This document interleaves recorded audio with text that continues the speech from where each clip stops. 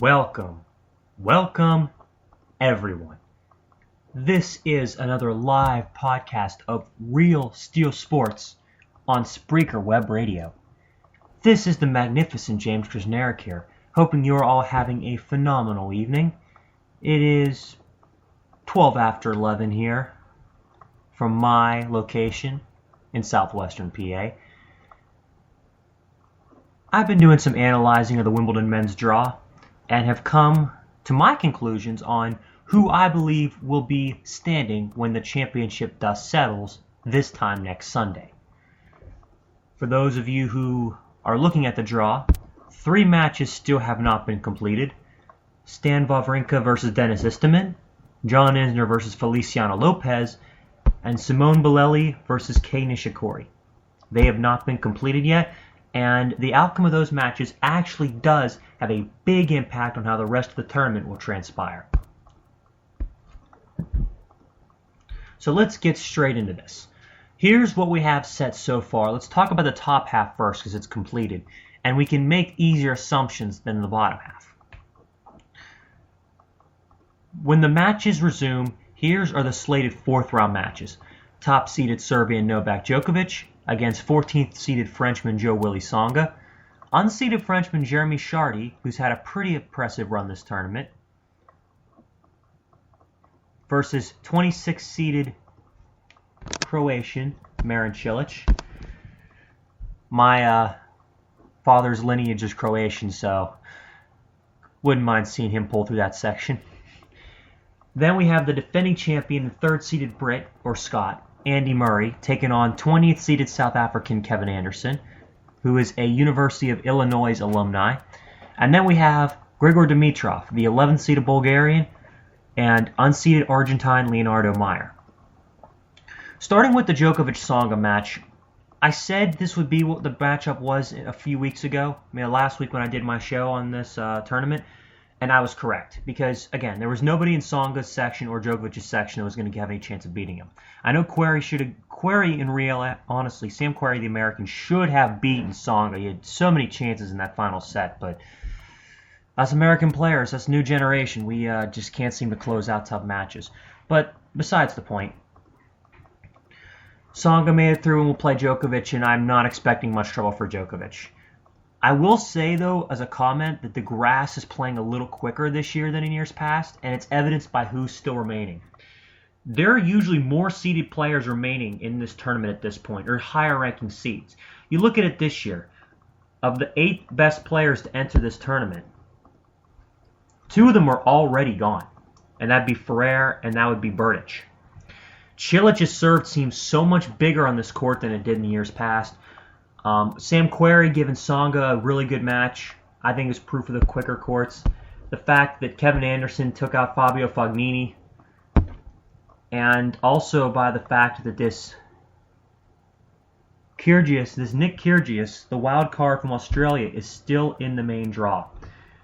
Kudos to him, because he's a big serving player from Australia. But I still think even with the grass playing quicker, that Djokovic has a big advantage because of his consistency, the fact he's won here this tournament before, and because I know Tsonga has had a tougher road here. I know the Stepanek match took a little out of Djokovic, but seriously, Tsonga's had to go 5 sets twice. And Jimmy Wang, that match went 2-2-5, and that match I think was even more one-sided than it should have been. But regardless, I still believe Djokovic will get through that match pretty convincingly. The next up, we have Jeremy Chardy against Marin Cilic. Cilic has been to the semis and majors before. He was in the semis in Australia 4 years ago and the quarters of the US Open 5 years ago. And when he did, he beat Andy Murray. So he's had some big wins against the big guns. He beat Roddick when Roddick was in his heyday. But I think for this matchup, what really favors him is his serve. And the fact that, Chardy's got a decent serve, but at the same time, look at his road. It took him 4 sets to dispose of Daniel Cox, 5 sets to take out Fernando Verdasco, Marinko Murtosevic, made the draw wrong, and Stakhovsky, the man who upset Federer last year, took him 4 sets to take him out. I understand Chardy's playing well, but Cilic right now, his really impressive win over Berdych and the fact we have a few days to recuperate and be ready to go. the fact that he played on Friday gives him a big edge, and I think that his experience will ring through, and I think he beats Chardy. I think Chardy will take a set off him, but I think Cilic gets through in 4 comfortable ones. Now to the bottom half of the top half, which is kind of weird to say, Murray takes on Anderson. This, I think, would actually be the best surface to play Murray on if you're Anderson, because when you think about it, Anderson's serve has seemed pretty big this tournament. Took out, his wins over Roger Vasselin and Fabio Fognini. He served really, really well in this tournament. If you look at the stats, in terms of aces, he is 6th in the tournament, and he's got 63 in 3 matches. He's averaging over 20 aces per contest, which not even guys like Roddick were doing. I mean, Roddick would have 28 aces in one match, maybe would have like 10 in the next. He was really inconsistent with that. But if you look at the match against Fognini, 16 aces may not seem impressive, but 80% of your first serve points is more than enough to get the job done. And those kind of numbers are going to be key against Murray, who has just absolutely destroyed opposing serves this tournament. Batista outgood, no problem. You look at the matchups against Rolla, you look at the matchup against Goffin, no problem, no problem. But what I'm going to mention is that this will be the biggest serve that Murray's gone against. And if you look at big servers in the past that have taken out Murray in majors, guys like Wawrinka, guys like, Cilic even, they have that big serve that can kind of make him feel uncomfortable.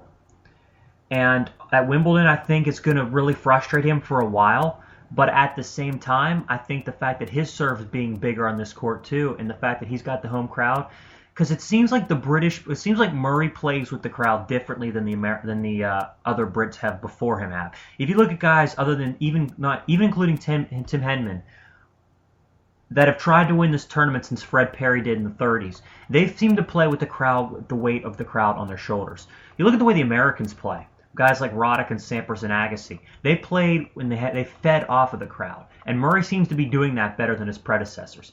And I think that he'll ride the crowd to a victory over Anderson. Might take him 4, but I think he gets through. Next, we move on to the other match in the bottom half of the top half. Grigor Dimitrov against Leonardo Mayer.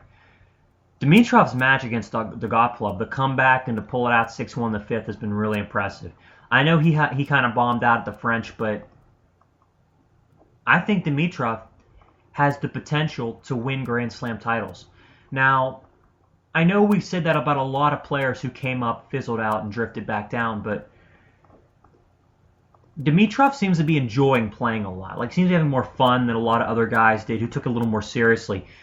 And also, you got to keep in mind that his game is flexible, and his serve and his forehand are really good, which is a real big plus, especially in this era and especially on this surface.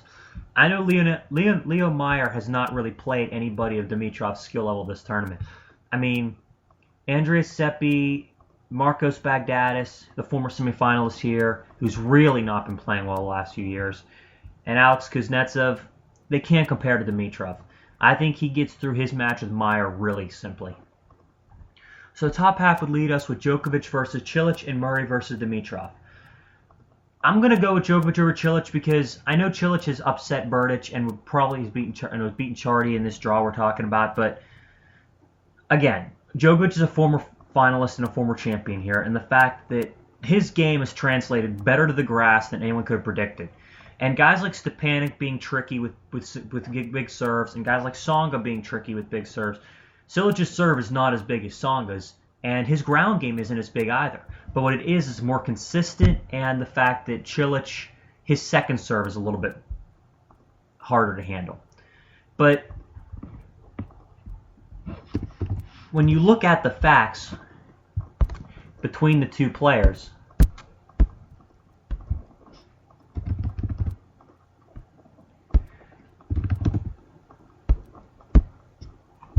There's a reason why that matchup doesn't inspire a whole lot of confidence for Cilic, and the fact that he's 0-9 against Djokovic lifetime. For the simple reason that Djokovic just moves him around and uses his movement to his advantage. In fact, in the 9 times that they have met in their careers, Cilic has won 3 sets against Djokovic, and one of them actually was in the previous time they played it at the French Open this year.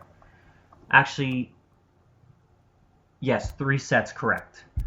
They have not played on grass, but on hard courts, Djokovic has literally owned him. So I look for Djokovic to improve to 10-0 with a victory over Cilic at Wimbledon.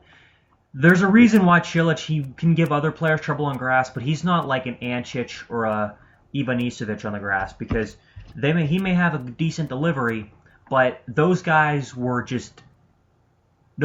ace machines. They got by with their aces. He won't provide that against Djokovic. Djokovic should get through that match. Then we have Murray versus Dimitrov, an interesting match. This will, I think, prove to be one of the best matches of the tournament, because I think Dimitrov's going to give Murray a good one. I really do. Because I've been touting Murray, and I would have to list him right now as one of the 2 or 3 big favorites heading into the second week.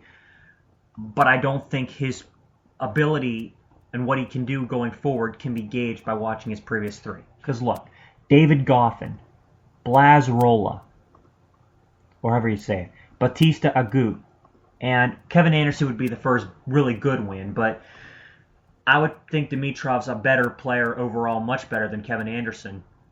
And the fact that his movement isn't limited by height. Anderson's 6'8", and Dimitrov's is a lot shorter.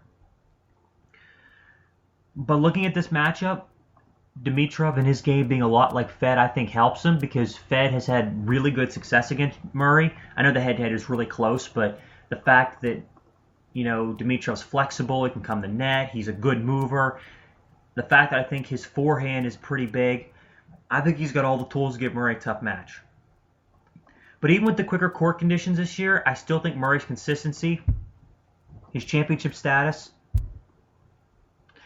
and again, the fact that he has, proven himself as one of the most versatile players on this surface, because he's, I think, a better offensive player on it than Nadal is, and a better defensive player on this surface, I think, than Djokovic, the 2 guys who were seated ahead of him.